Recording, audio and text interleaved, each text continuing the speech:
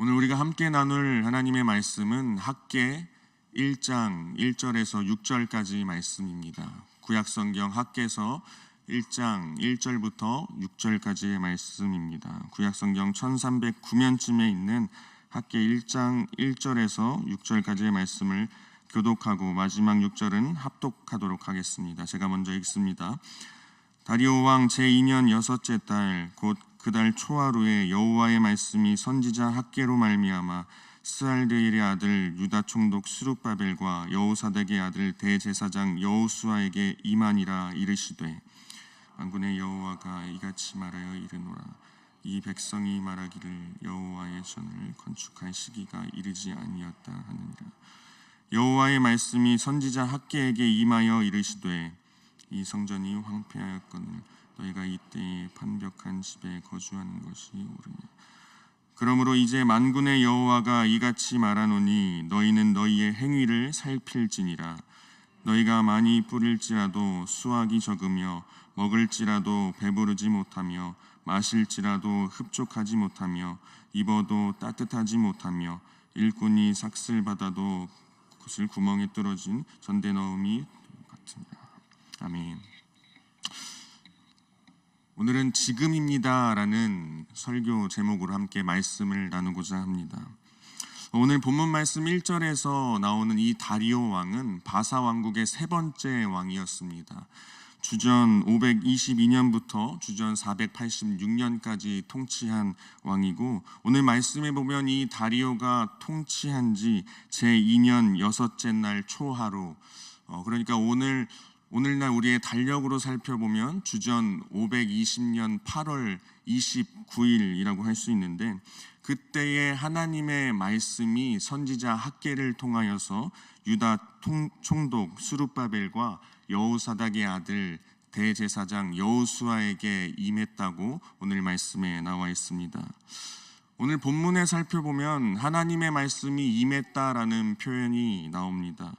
이 여호와의 말씀이 임했다라는 그 표현은 구약 성경에서 그렇게 많이 등장하는 표현은 아닙니다. 구약 성경에서 약 100회 정도 등장하는 표현인데, 오늘 이 학개서에 여호와의 말씀이 임했다라는 표현이 5번 등장하게 됩니다. 1장 1절과 3절, 그리고 2장 1절, 10절, 20절 이렇게 5번 등장하게 됩니다. 그런데 이 학개에게 여호와의 말씀이 임했다라는 것이 왜 중요하냐면, 포로 생활을 한 이후에 여러분 잘 아시는 고레스 칙령에 따라서 주전 538년에 다시금 이스라엘 백성들이 그 귀환을 한 후에 선지자를 통해 하나님께서 처음으로 말씀하신 사건이 이 오늘 본문의 사건이기 때문입니다. 포로기 이후에 하나님의 말씀이 처음으로 임한 것이 오늘 본문의 사건이기 때문에 이 본문은 역사적으로도 굉장히 중요하다고 우리는 말할 수 있을 것 같습니다. 또 오늘 본문 말씀 2절에 보면 만군의 여호와라는 표현을 사용하고 있습니다. 이 만군의 여호와라는 표현은 모든 군대의 지휘자는 하나님이시다라는 뜻을 가지고 있습니다. 오늘 본문인 학개서는 불과 2장으로밖에 이루어지지 않은 책입니다. 절수로 따지면 38절로 이루어져 있는 굉장히 짧은 책이라고 우리는 말할 수 있는데, 이 짧은 학개서에 만군의 여호와라는 표현이 14번 등장하고 있습니다. 이 만군의 여호와라는 표현은 이 구약 성경에서 약 250번 정도 사용되었는데, 이 학개서 짧은 분량임에도 불구하고 14번이나 등장했다는 것은 굉장히 많은 빈도수로 등장했다고 우리는 말할 수 있을 것 같습니다. 우리가 근데 좀 더 살펴보자면 이 만군의 여호와라는 표현, 구약 성경의 마지막 세 권인 학개, 스가랴, 말라기에서 정말 폭발적으로 많이 등장하고 있는 표현입니다. 왜 그럴까요? 포로기 이후에는 이스라엘에 군대가 없었습니다. 이스라엘이 망국하고 북이스라엘과 남유다가 완전히 패망한 이후에는 이스라엘에는 군대가 없었습니다. 이스라엘이 군대가 없는 시기에 쓰여진 이 포로기 제일 마지막 소선지서 이 세 권에서 만군의 여호와라는 표현이 계속해서 많이 사용되고 있는 이유는 이제 하나님께서 이스라엘 백성들을 향하여서 너희는 군대가 없지만 나 만군의 여호와 나 하나님이 너희의 군대가 될 것이다 라고 말씀하시면서 이제 이스라엘 백성들을 위로하시고 격려하시고 그들에게 소망을 부어주시기 위해 이 만군의 여호와라는 표현으로 하나님을 이야기한 것입니다. 사랑하는 성도 여러분, 여전히 우리 가운데 만군의 여호와 되시는 하나님께서 오늘 우리에게 또 우리 교회 가운데 이 교회를 지키고 계신다는 것을 믿으시길 간절히 소망합니다. 할렐루야. 여러분, 당시 하나님의 성전이 무너지게 된 것은 무슨 이유 때문이었습니까? 이스라엘이 그 바벨론으로부터 멸망당하고 70년 동안 하나님의 성전은 폐허가 되어 있었습니다. 그리고 그 이후에 다시금 하나님의 성전이 재건되기 시작은 하지만 계속되는 방해와 또 쉽지 않은 상황으로 인해서 바로 중단이 되게 됩니다. 그래서 18년이라는 시간 동안 그 하나님의 성전은 재건이 진척이 되지 않은 상태로 그냥 흐지부지 된 상태로 남아있게 됩니다. 여러분, 어떠한 건물도 1년 이상 사용하지 않게 되면 그 건물은 폐허가 되기 마련입니다. 그런데 오늘 말씀에서 우리가 살펴볼 수 있는 것은요, 이 하나님의 자녀들이라고 하는 이 이스라엘 민족이 18년 동안이나 그대로 놓여져 있던 그 하나님의 성전, 그 폐허가 되어 있는 하나님의 성전을 보고도 아직 하나님의 성전을 재건할 때가 되지 않았다라고 이야기합니다. 아직은 때가 이르지 않았다. 아직은 적절한 시기가 아니라고 이 이스라엘 민족들은 이야기하는 것입니다. 그들은 하나님의 성전을 재건하는 것 자체에는 반대하지 않았으나 계속해서 미루고 있었던 것입니다. 지금은 적절한 때가 아니라고, 지금은 아직 그 시기가 아니라고 하면서 계속해서 하나님의 성전 재건하는 것을 미루었던 것입니다. 여러분, 어떻게 보면 참 우리와도 같은 모습을 보이는 것 같습니다. 하나님을 믿는다고 우리는 늘 고백은 하지만 정작 우리의 마음을 담아서 하나님께 헌신하고자 하는 것은 계속해서 뒤로 미루고 있지는 않은지 생각해 보게 됩니다. 여기서 우리는 그런데 포로기 이후 이스라엘 백성들이 직면한 상황과 또 포로기 이전에 이스라엘 백성들이 직면한 상황이 조금은 다르다는 것을 한번 짚고 넘어갈 필요가 있는 것 같습니다. 포로기 이전의 예언자들, 사실 이 학개서 바로 앞에 있는 스바냐서만 해도 예언자들이 거론하는 문제들은 이런 문제들입니다. 우상 숭배에 관한 문제들, 그리고 가난한 자들에 대한 억압과 착취에 대한 문제들, 그리고 배교한 종교 지도자들에 대한 문제들, 이 포로기 이전에는 이러한 문제들을 수면 위로 떠오르게 하는 역할을 예언자들이 감당했습니다. 하지만 오늘 본문 말씀인 학개서에는 이러한 말씀이 나오지 않습니다. 이 포로 기간을 거치면서 그 포로기 이전의 예언자들이 문제 삼았던 것들은 어느 정도 정화가 되었다고 말할 수 있습니다. 하지만 포로기 이후 오늘 이 학개서에서 우리가 발견할 수 있는 것은 이스라엘 민족들 사이에 새로운 문제가 생겼다는 것입니다. 이스라엘 민족들 가운데 새로운 문제가 발생했다는 것입니다. 이 성전을 재건하지 못했다는 것은 물론 표면적으로 그냥 우리가 살펴볼 수 있는 문제지만 그 이면을 살펴보자면, 이 성전을 재건하지 못한 그 본질적인 것을 우리가 한번 살펴보자면 영적으로 헌신하지 않는다는 문제가 있는 것입니다. 여러분, 우리는 그 성전을 재건하는 것에 우리의 문제가 있지 않습니다. 그렇지만 우리의 동일한 문제는 영적 헌신의 부재에 있다는 것입니다. 이것이 우리 각자의 문제가 될 수 있다는 것을 우리는 늘 기억하며 신앙생활을 해야 할 줄 믿습니다. 우리는 학개서에 등장하는 이스라엘 포로기 이후의 문제가 우리의 문제일 것이라는 것을 늘 기억할 수 있어야 합니다. 오늘 2절 말씀을 다시 보면 백성들은 아직 시기가 이르지 아니하였다라고 이야기합니다. 그리고 그 핑곗거리에 이어 학개의 예언이 시작됩니다. 4절에 보면 이 성전이 황폐하였거늘 너희가 이때에 판벽한 집에 거주하는 것이 옳으냐라고 말씀하고 있습니다. 이 말씀을 세 번역으로 다시 한번 살펴보자면 이렇게 볼 수 있습니다. 성전이 이렇게 무너져 있는데 지금이 너희만 잘 꾸민 집에 살고 있을 때란 말이냐. 아마 학개가 이스라엘 백성들을 향해 이야기할 때는 지금 제가 점잖게 이야기한 것보다는 조금 더 꾸짖는 말투로 했을 것이라고 우리는 생각해 볼 수 있습니다. 학개는 분명히 강조한 것입니다. 폐허가 된 하나님의 집을 그냥 그 상태로 두고 너희들은 너희들 자신에게만 관심이 있구나. 너희들은 너희의 집에만 관심이 있구나 라고 그들의 이기심을 폭로하면서 그들의 이기주의 그리고 잘못된 우선순위에 대해서 정확하게 짚고 넘어가는 것입니다. 이 판벽한 집이란 굉장히 화려한 집 그리고 또는 지붕이 있는 집 두 가지로 해석할 수 있습니다. 하지만 오늘 이 본문에서는 이스라엘 백성들이 그 포로 시기를 지나고 집을 지었기 때문에 우리는 이 판벽한 집이 지붕이 있는 집이라고 해석하는 것이 더 옳을 것입니다. 그래서 지붕이 있는 개개인의 집과 지붕이 없는 하나님의 집을 비교하면서 너희의 집은 지붕이 있지 않냐. 그런데 하나님의 집은 지붕이 없다. 이게 어떻게 된 일이냐라고 이야기하면서 이스라엘 백성들을 질타하고 있는 것입니다. 그리고 이에 대해서 계속해서 학개는 5절부터 첫 번째 명령을 하게 됩니다. 너희 행위를 살필지니라. 너희의 행위를 살필지니라. 이 말은 우리의 마음을 우리의 인생길 위에 한번 두고 살펴보라는 말입니다. 제대로 우리의 마음을 우리의 인생길 위에 두고 한번 살펴볼 필요가 있다는 것입니다. 여러분, 우리는 성공한 삶을 살기 위해서는 우리는 우리의 행위를 살펴야 합니다.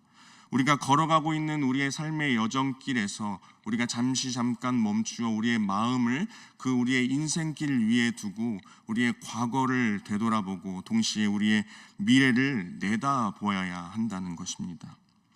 이어서 6절 말씀에 보면 유다 백성의 삶에 아무런 결실이 없다는 것을 우리는 발견할 수 있습니다. 최선을 다했음에도 불구하고 기본적인 것들이 채워지지 않을 것이라 라고 말씀하고 있는 것입니다.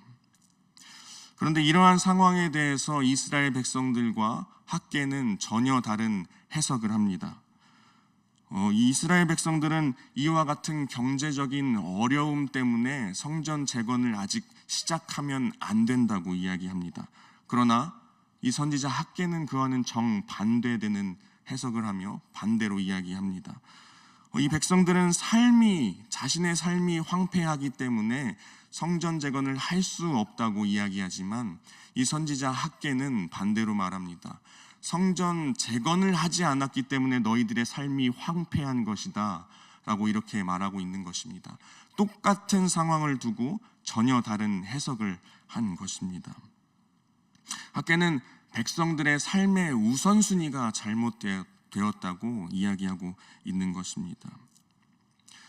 이 학개는 성전을 건축하는 것이 이스라엘 백성들에게 있어서 책임이라고 생각했습니다. 그리고 그 책임은 사실은 그들에게 있어서 특권과도 같은 것입니다. 또한 이 성전 재건은 그들의 상황이 어떠하든지 그들이 처한 현실이 어떠하든지 최우선적으로 우선순위 삼아야 하는 것이라고 이 학개는 이야기합니다. 여러분, 예루살렘 성전의 재건이라는 것은 당장 우리에게 직면한 문제는 아닙니다. 그러나 우리는 이 학개의 핵심적인 주제에 따라서 우리의 삶에 있어서 우리가 조정해 나가고 다시금 바르게 세워나가야 할 우선순위가 있지는 않은지 한번 우리의 삶을 되돌아볼 필요는 있습니다. 우리의 삶의 우선순위에 대한 문제는 우리 각자 개인의 문제가 아니겠습니까? 이 우선순위가 회복되어야 우리의 삶 또한 회복될 줄 믿습니다. 9절부터 11절까지에서 확인할 수 있듯이 이 성전이 황폐한 것이 우리 삶의 황폐한 것의 원인이 되고 성전이 재건이 되면 삶 또한 재건이 될 것입니다. 그렇기 때문에 성전을 재건한다는 것은 사실 이스라엘 백성들에게 짐이 되는 것이 아니라 축복입니다. 그리고 마찬가지입니다. 우리의 삶에 있어서 계속해서 우리가 우리의 우선순위를 재건해 나가고 우선순위를 제대로 세워나가는 것은 우리에게 힘겨운 짐이 되는 것이 아니라 사실은 우리에게 축복된 일이라는 것입니다. 그리고 그 우선순위에 대한 일은 사실 우리가 감당하기 힘들 정도로 어려운 일은 아닙니다.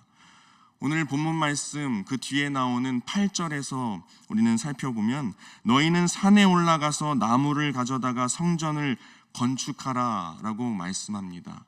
여러분, 사실 우리는 하나님의 성전이라는 것을 처음 딱 듣게 되면은 먼저 어떤 것을 떠올리게 됩니까? 아마 대부분 사람들이 솔로몬의 성전을 먼저 떠올리게 될 것입니다. 그 솔로몬의 성전은 어떠한 성전입니까? 굉장히 고급스러운 레바논의 백향목으로 지어진 성전이 바로 솔로몬의 성전입니다. 사실 말하자면 그 솔로몬의 성전은 전문적인 건축가에 의해 지어진 성전이라고도 우리는 말할 수 있을 것입니다. 하지만 오늘 본문 말씀에서 하나님이 요청하신 그 성전의 형태는 어떠한 형태입니까? 오늘 하나님께서 말씀하신 성전은 평범한 나무로 평범한 사람들에게 요청하신 성전입니다. 하나님은 경제적으로 이스라엘 백성들이 포로민이었던 것을 훤히 잘 알고 계셨기 때문입니다. 그렇기 때문에 이스라엘 백성들이 뭔가 무리하게 건축 사업을 하는 것을 원하신 것이 아니라 소박한 나무로 소박한 성전을 지으라고 하나님께서 말씀하고 있는 것입니다. 그들에게 있어서 소박한 헌신을 요청하셨다는 것입니다. 여러분, 우리에게도 올라가야 할 산이 분명 있음을 고백합니다. 그리고 그 산에 올라가서 베어야 할 나무가 있음도 여러분 기억하시길 바랍니다. 그리고 그 나무를 베어서 하나님 앞에 올려드려야 할 소박한 성전도 있음을 기억하며 살아가시길 축복합니다. 오늘 학계는 그것이 우리의 삶 가운데서 회복되어야 한다고 이야기하고 있는 것입니다. 그리고 그렇게 되었을 때 8절 말씀 그 후반부에서 알 수 있듯이 그것으로 말미암아 하나님께서 기뻐하시고 또 영광을 얻으리라고 말씀한다는 것입니다. 여러분, 우리가 회복해야 할 우선순위는 무엇이 있겠습니까? 하나님께 우리의 영적인 헌신을 하며 우리의 우선순위를 다시금 바르게 세워나갈 때에 하나님께서 우리를 통하여 기뻐하시고 영광을 받으실 줄 믿습니다. 할렐루야. 말씀을 정리합니다. 이 학개서의 주제를 신약 성경의 말씀으로 다시 한번 이야기하자면 이렇게 이야기할 수 있을 것 같습니다. 너희는 그의 나라와 그의 의를 구하라. 그리하면 이 모든 것을 너희에게 더하시리라. 이 마태복음 6장 33절의 말씀으로 이 학개서를 우리는 다시 한번 표현할 수 있을 것 같습니다. 여러분, 우리의 삶의 형편이 어떠하든지 우리에게 가장 최우선적으로 우선순위 삼아야 될 것은 하나님의 성전을 재건하는 일이 되어야 합니다. 우리가 올라가야 할 산이 분명 있다는 것입니다. 그리고 그 산에 올라가 베어야 할 나무도 분명 있습니다. 그리고 그 나무로 하나님께 올려드릴 소박한 성전을 지어야 함도 기억하셨으면 좋겠습니다. 이 학개의 예언을 통해 1장의 마지막 부분에 가면 결국에는 하나님께서 이스라엘 백성들을 감동케 하셔서 그 학개를 통한 하나님의 말씀에 뜨겁게 반응하는 것을 우리는 발견할 수 있습니다. 이 학개를 통해 예언의 말씀이 이스라엘 백성들 가운데 임한 후에 굉장히 짧은 시간입니다. 23일이라는 시간 후에 이스라엘 백성들은 다시금 결단하고 이 하나님의 성전을 재건하기 시작합니다. 사실 당시는 추수할 시기였습니다.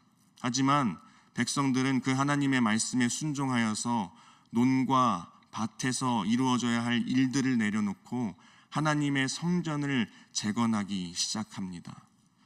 여러분, 우리의 삶에서도 하나님의 말씀에 대해 이렇게 뜨겁게 반응하는 모습이 나타나야 될 줄 믿습니다. 하나님께서 말씀하시는 것, 하나님께서 요청하시는 그 말씀에 감동하여서 그 하나님의 말씀에 뜨겁게 순종함으로 나아가는 우리의 삶의 모습이 우리의 우선순위가 세워져야 함을 믿습니다. 다시금 말씀드립니다. 우리의 삶도 분명 우선순위가 조정되어야 할 부분이 있을 것입니다.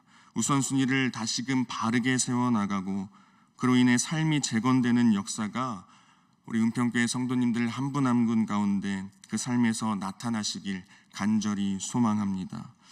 이 주말 수양회를 준비하는 이 시간들 가운데 타성에 젖은 상태로 신앙생활을 해왔다면 성령께서 우리의 마음을 감동케 하시고 깨닫게 하셔서 각자가 할 수 있는 것들, 산에 올라가 우리가 벨 수 있는 나무가 어떤 것이 있는지, 회복되어야 할 영적 헌신은 무엇인지 우리가 이번 주 이 주말 성령 수양회를 준비하면서 그 깨닫는 시간들로 채워나가시길 간절히 소망합니다.